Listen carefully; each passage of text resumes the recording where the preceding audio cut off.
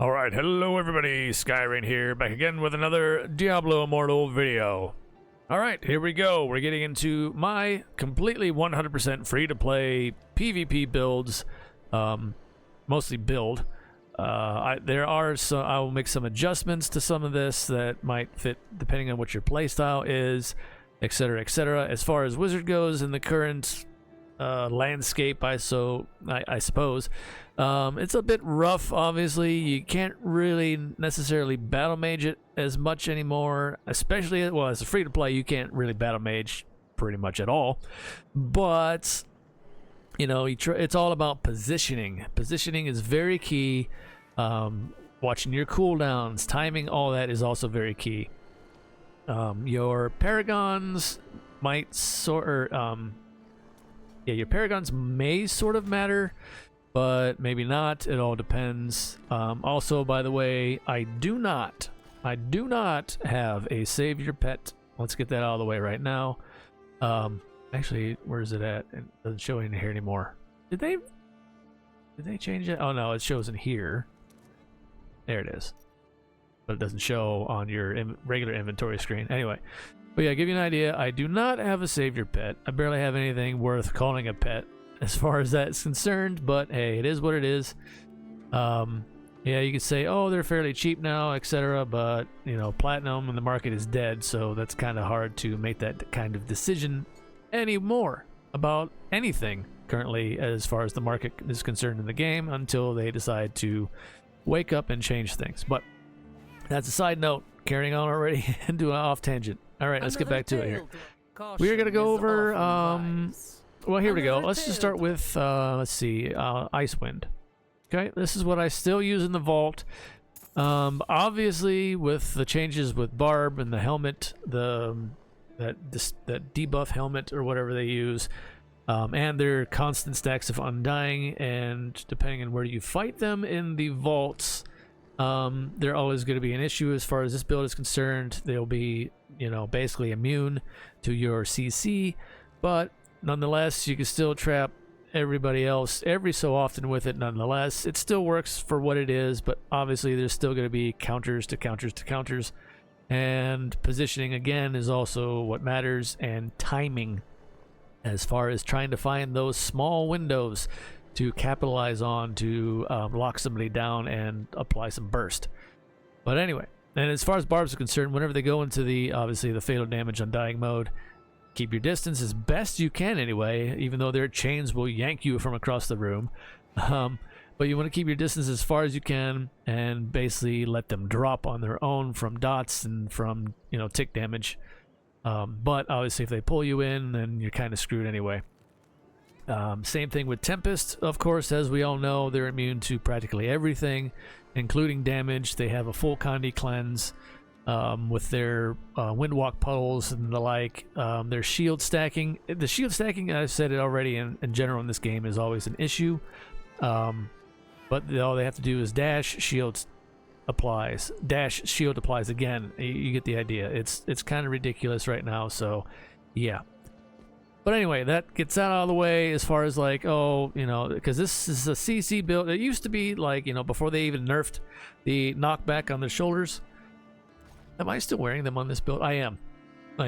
This one is up for debate. You can change it if you want. But for right now, let's just go ahead and get into it finally here, or else I'm going to go on. I just wanted to get all the, you know, disclaimers out of the way at the start, so that way we can move on and just take things as they are, and then you can use them however you see fit, however it feels good as far as your playstyle goes, and take that into consideration as well. Don't always take things at face value. Don't always take things at face value. You have to make the decisions for yourselves on what feels right, etc. This is just kind of like, you know, guideline, cookie cutter, whatever you want to call it, to, you know, base your decisions around. All right. So we got, let's see, what am I wearing still? Oh yeah, I could go, you can go 6-piece frozen set if you wanted on this build. It's up to you. The 6-piece will apply a bit more of a shatter burst. I've seen that used, and I've said this in a previous video when I did the vault video. This is the vault build again, by the way. I didn't change anything on it. I still use it. Again, it's going to be hit or miss. as with a lot of things in the game right now, with the balanced class disparity issues and so on and so forth. But this still remains the same. And then let's see, the other 4 pieces I have is Grace. For the set pieces on this build, it's still the same even after the nerf. I'm still running this, but I didn't really run the full meta the same way anyway.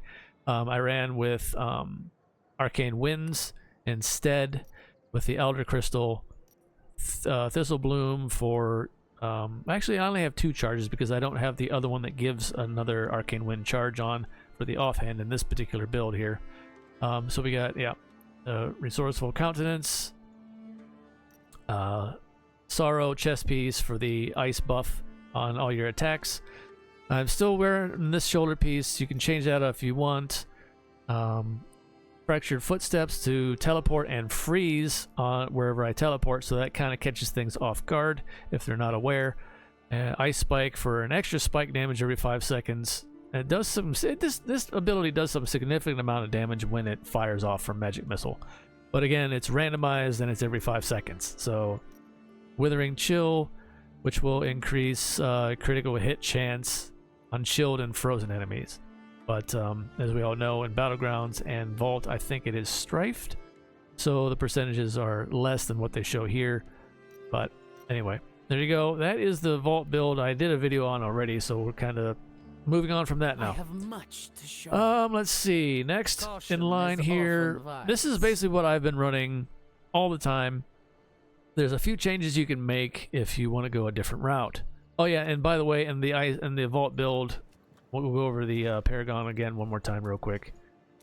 I put on Gladiator because for whatever reason it seems like potions don't seem to work that well, if at all, when you're in a vault, and they seem like you're just burning a potion charge most times when you're in there. So I put on the Cheat Death, of course, just for that reason alone.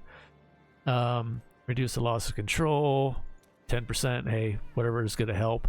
When fighting a player, you deal 4% more damage and take 4% less damage with Grizzled Veteran.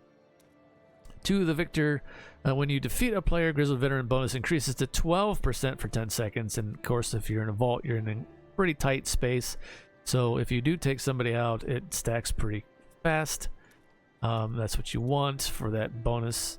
And I took Battle Morale for each enemy player killed within 15 yards by one of your party members. And again, tight space, you're in there with a party of 4, and vaults anyway, so this seems to apply very well. But there you go. So that's that for that one. I've covered it before, but I just wanted to do a comprehensive PvP build for me as a free-to-play in this entirely from everything I use. So let's go to this one now. Time Burn. Activate. Alright. So now this one is all about Meteor Shower and the Firestorm proc and applying dots. The gems I currently have, which I really do want to try swapping one of these out at some point. I have a Rolling Consequence, but it's not very high ranked. I think I got it up to a 3 maybe. It's sitting in my stash here somewhere. Yeah, I got it up to a 3, and it's only a 2-star. I'm kind of on the fence. I tried using it a little bit before. It has its moments, but you have to still have... It does give you critical hit chance here, and the fiery burns and whatever explosions, you'd think I would make much more use of this on this build, but oddly enough, I think I was getting more out of the level 10 Everlasting Torment for now anyway, until maybe I get some more levels into it, which sounds crazy when it's said out loud, but it is. That's exactly how it panned out for me. But anyway, let's get around to this. I use the Slow Time Helm, the old school now at this point, that increases the spins and the dots and the damage.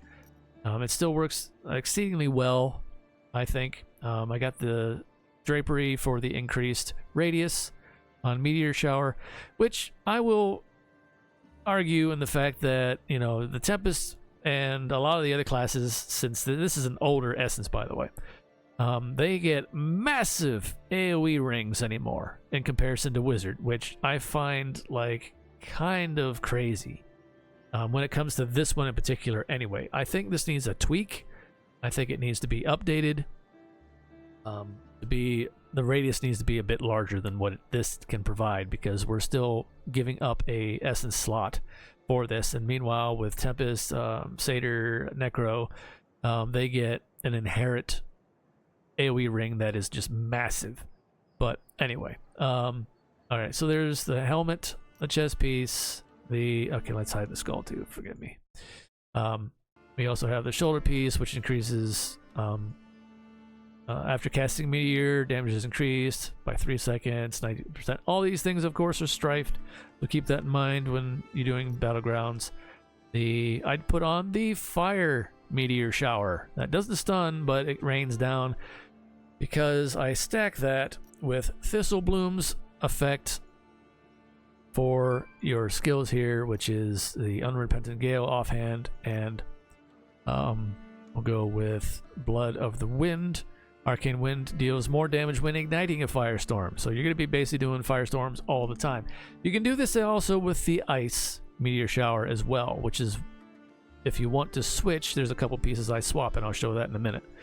And then the lost seconds for slow time cooldown decreased. Now, even with this, and even with the green from it being awakened, in Battlegrounds, again, this stuff is strifed. So it still feels slow on the cooldown. You'd think, oh, that's going to come off a cooldown pretty fast. Not so much, unfortunately, but take that for what you will. All right, so we're going to go ahead and show the skills that I use with those essences. And I use Electrocute only because I would love to use Magic Missile, and I did use Magic Missile for a time in PvP. However, I play on PC.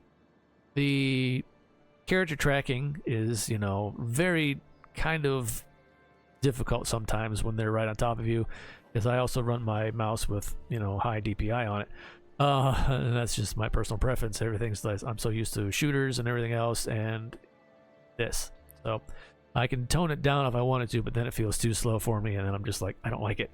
But yeah, so that's why I choose Electrocute on PC. Mind you, the tracking on mobiles might be better to use Magic Missile, so keep that in mind, but this is what I use. It seems to find players a little bit easier than not, especially Tempest blinking all over the place. Anyway, so that's what I use Electrocute for. You can use Magic Missile if you want. Like I said, this is all personal preference. I use Teleport, Slow Time, Arcane Wind, and Meteor Shower. Or Meteor for the Meteor Shower. And now, as you can see over here, we have 3 charges of Arcane Wind because of the Thistle Bloom being changed to where they added an extra charge to it, which is great. And then I also give myself an extra charge with the Unrepentant Gale. So I have 3. I can put down 3 Arcane Winds. Now ideally, you obviously want to pop your Slow Time first, and then you're lacing the field with all of this, with all the Arcane Winds. The Arcane Winds in themselves do pretty damn nice, good job. However, of course, you want to add some Firestorm to that. You can either get a Rolling Consequence in the mix, or there you go, and then... Oh, I got a trophy. I got an achievement. That's funny. I must have did some damage on the training dummies. Oh, I wonder if that counts up more if you do more, or do both of them at the same time here. Let's see here. Is that double the points? No, I think it just narrows it down to one or the other. That's interesting. Anyway, but yeah, that's the idea. You want to lace the field. Lace the lanes, lace the field. Positioning is key.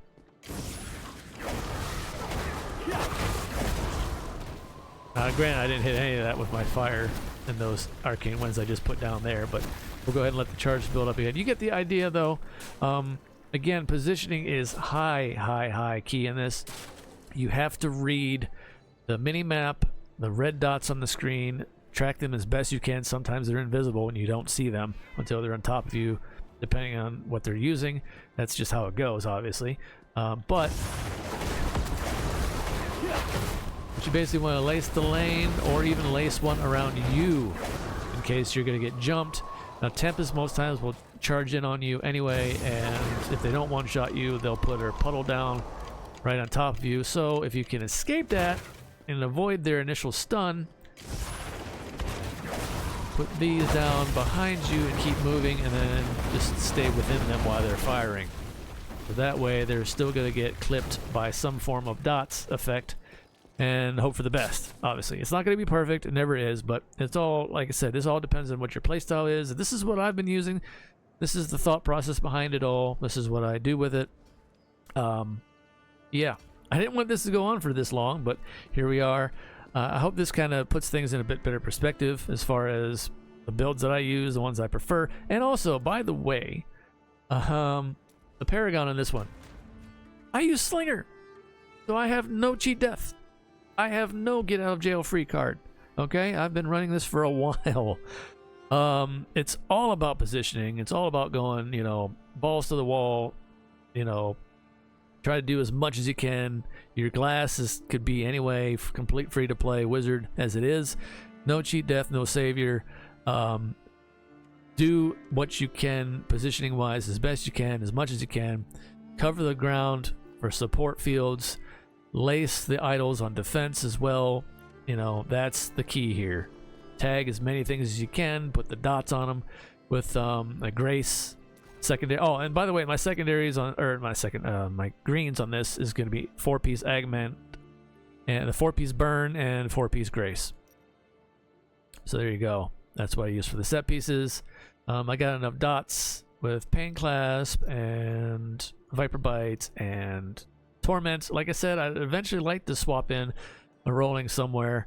I still got this one mainly because it's 4-star resonance and whatever. I got let's see, Starfire's a big one, obviously. The Storm Vault one probably would be good in my case as well, sadly enough, because it would just be another AoE thing spinning around causing annoyance, which is pretty much what that gem does in PvP. It's a deterrent. Let's see what else we got here. I still have Fervent Fang. It's only 7, and I got Bloody Reach. Bloody Reach does apply very nicely still with dots, so the further you are away, this kicks in pretty hard actually, so do not discredit Bloody Reach. It's actually pretty good. And that also coincides with the Paragon that I use, which is Slinger. I'll show you why here. For every meter you are away from an enemy, damage increases up by 2% up to 8%. So that's why I used Slinger for, this was the old Ranger Paragon tree, by the way. Your movement speed is increased, except for one. I changed one out that I don't use in the Ranger. This is the old Ranger Paragon tree right here. There's one thing I don't use though. Movement speed is increased by 10% while you have no enemies within 3 yards. This helps get back to the field faster. It gives you that much needed movement speed boost to get where you need to be, to try to help again and get back onto the battlefield as fast as possible. Let's see, every meter you are from an enemy, critical hit chance goes up. This helps as well for that, along with the Firestorm procs. The Firestorm procs automatically have like a varying degree of inherent guaranteed crit going off, so there is that. That's why Firestorm is very nice to have. And then let's see, careful, the effects of careful, and then I got Sharp Eye, Precision here, which increases your percentages up from 2% to the 3% per meter. So obviously that goes all the way up. I think there'd be 12 then for the top value. I might be wrong on that. Damage increased by 2%. I go with this one as well, just for an extra 2% more damage. Damage. Get it wherever you can. Get wherever you can get it, and apply it as best as often as you can. Because, like I said, you're pure glass, and it's go all in or nothing at all. It's all about positioning. And laying your fields down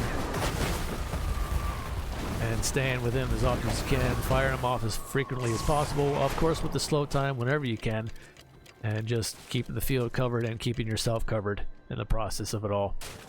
So there you go, that's that one. And then one real quick thing before the end here. I know I've gone on long enough on this one, but you guys want, this has been asked for a while, so I figured I'd go into as much in-depth detail as to why I choose certain things and the rationality behind it all. Now you can change if you want to go ice, because they did upgrade, and I did test it out. And sometimes I do swap back and forth between it. there's two pieces that all you have to do is swap here. You can change the fire pants to the frost pants, since they got an upgrade recently. The frozen wellspring. So you gotta do, change that one once. Fire, now you're ice. Now your meteor shower is ice. You still get the firestorms to proc with the arcane wind. However, in this case, I end up changing out, which one is it? I either change out the arcane wind one. I think I changed this one, which sadly enough, you're missing out on a lot of damage if you change this one. So it's up to you. You can change out this one and lose an arcane wind charge. You'll still have 2 with Thistle Bloom and arcane wind inherently. You'll still have 2 charges of arcane wind. However, I like to have the 3 charges for more ground cover. So I do change this one, and I change it to the Alder Crystal. So that way you'll get more of a guaranteed freeze. Now this is still not running with the ice set. You can run the ice set with this build if you want, but you're not running the ice chest piece for the ice buff that you have to use another skill slot for. So keep that in mind. These are other options I'm just giving here at the end. That's entirely up to you, entirely if you want to pursue these, and depending on what your playstyle is. I'm just showing what I use and what I make the changes to. Now, you see, now we're in ice, and with the ice, you do have a chance of obviously freezing the targets for just a couple seconds, mind you. But still, nonetheless, you do have a little bit more of a CC with this one, as long as they're not immune. Which, again, is just why I kind of gave up on CC in general, as much as people complain about Wizards being, CC oriented. There's just far too much of CC immunity still in the game, so I just gave up on it. I'm just like, nope, burn them, melt their faces off as much as you can, and call it a day. Go in, balls to the wall, like I said, and it's all or nothing. Nerf, it's all or nothing. But no, that's pretty much it. So there you go. Hopefully that finally helps anybody out there that were curious, mind you. I kind of gave basically the 3 builds that I run all the time. And I even use this in Tower Wars too, recently. I mean, it's makes good for the thin lanes to cover ground, and it also makes nice for the tower defense if you just throw your fields on it and keep them off it for as long as you can anyway. That kind of thing. So until next time, everybody, stay safe out there in the real world on fire as always. Take care of yourselves as best you can. That's all we can do, one day at a time. Until next time, see ya.